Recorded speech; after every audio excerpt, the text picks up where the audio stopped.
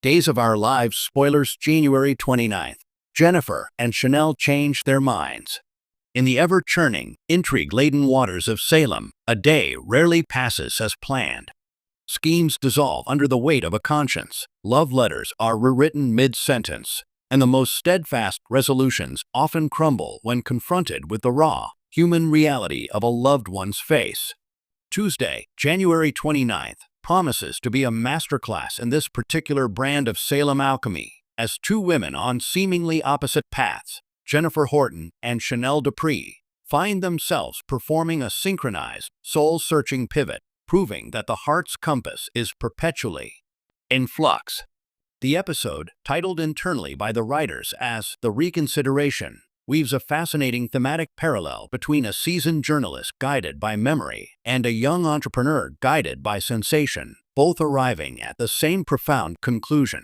The story isn't over until they say it is. Jennifer Horton, the ghost in the newsroom and the love in the labyrinth.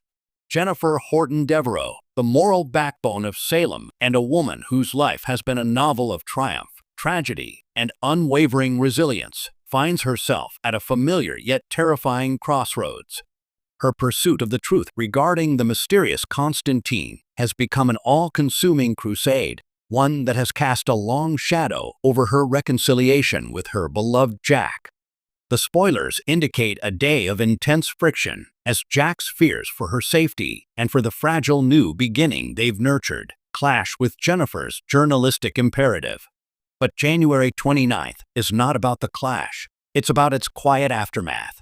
Following a heated exchange where Jack pleads, "The story isn't worth losing us, Jen." Not again. Jennifer is left alone in the Spectator office, surrounded by the ghosts of headlines past. Here, the creativity of the narrative takes a poignant turn.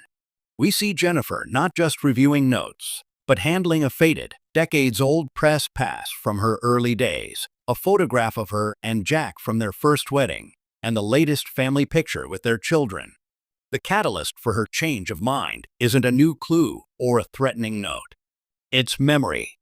It's the tactile, overwhelming flood of a life lived, a life that almost ended, a love that has died and been resurrected more than once. In a beautifully understated scene, she gazes at a digital clock, its numbers ticking forward relentlessly, and realizes she is using the past, Constantine's secrets, to potentially destroy her future, Jack. The creative genius here is in the silence, in the close-up on Katie McLean's face, as a storm of professional duty settles into the calm of personal devotion. She puts the files in a drawer, not abandoning the truth, but choosing the timing. Her change of mind is a strategic, loving retreat, a decision to fight with her husband, not against him, understanding that some mysteries can only be solved from a foundation of secure love. Chanel Dupree, a taste of regret and the recipe for reconciliation. Across town, in the warm, frosting-scented air of sweet bits, a different kind of reckoning is baking. Chanel Dupree, having made the agonizing decision to file for divorce from the love of her life, Johnny Dimera, is supposed to be moving forward. Her mother, Paulina, is her cheerleader, encouraging her to embrace a new, independent chapter. But Chanel's body and soul are staging a rebellion. The spoilers hint at a day filled with sensory ghosts. As Chanel attempts to develop a new dessert, a spicy chocolate habanero tart, every scent, every taste pulls her back. The vanilla extract smells like the cupcake she and Johnny would steal at 2 a.m. The caramelizing sugar sounds like his laugh. The creative narrative device here is brilliant, using Chanel's synesthesia, her unique blending of senses, as a metaphor for her inextricable bond with Johnny. Her condition, once a challenge, becomes the roadmap back to her heart. The pivotal moment comes not from a grand gesture from Johnny, but from a mundane mistake. She accidentally replicates the exact flavor profile of the first dessert they ever created together, a messy, failed croquembouche that ended in a food fight and their first kiss. Tasting it, she isn't transported to nostalgia. She is sucker-punched by the present-tense emptiness of a future where Johnny doesn't taste her creations. Her change of mind is visceral, immediate, and born from her very essence. It's not a logical decision, it's a biological, sensory one. She realizes that divorcing Johnny wouldn't just be ending a marriage. It would be silencing a part of her own perception of the world. In a creative twist, her change of mind is literally a change of heartfelt sense.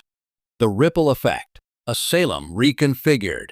These parallel reversals send seismic waves through the existing plot lines. Jennifer's strategic pause throws a wrench into Constantine's shadowy plans, potentially making her a less predictable, and therefore more dangerous, adversary. It also realigns the Jarlena power dynamic, bringing Jack and Jennifer into a united front, a force Salem's villains have long learned to fear. Chanel's abrupt about-face, however, is a hurricane.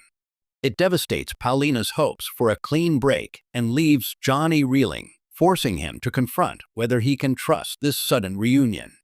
It also reignites the complex triangle with Talia, who believed she was stepping into an open space, and casts a new, awkward light on Chanel's burgeoning business partnership with her ex-husband. The creativity lies in the chaos this breeds. It's not a simple happy ending, but the opening of a new, more complicated act of healing, where trust must be rebuilt from the crumbs up. The creative verdict: character as destiny. What makes January 29th a standout is its respectful, profound exploration of its characters' core identities to drive plot. The writers didn't need a kidnapping or a surprise paternity test to create drama. They used the tools intrinsic to the characters: Jennifer's history and moral calculus, Chanel's sensory world. These changes of mind feel not like plot contrivances, but like inevitable eruptions of authentic self. In the end, this day in Salem celebrates the creative power of human inconsistency. It tells us that strength isn't always in holding the line. Sometimes, it's in the graceful, courageous act of redrawing it. Jennifer Horton, the keeper of stories, chooses to author her own with Jack, over chasing someone else's. Chanel Dupree, the creator of taste, chooses the familiar, essential flavor of a love that is part of her palate. They both learn that in the messy, wonderful business of life and love, the mind is a wonderful servant, but sometimes the heart, and in Chanel's case, the heart and the taste buds, must be the master. And for the viewers, we are left with the delicious promise that in Salem, the only true spoiler is that there are no spoilers for the human heart.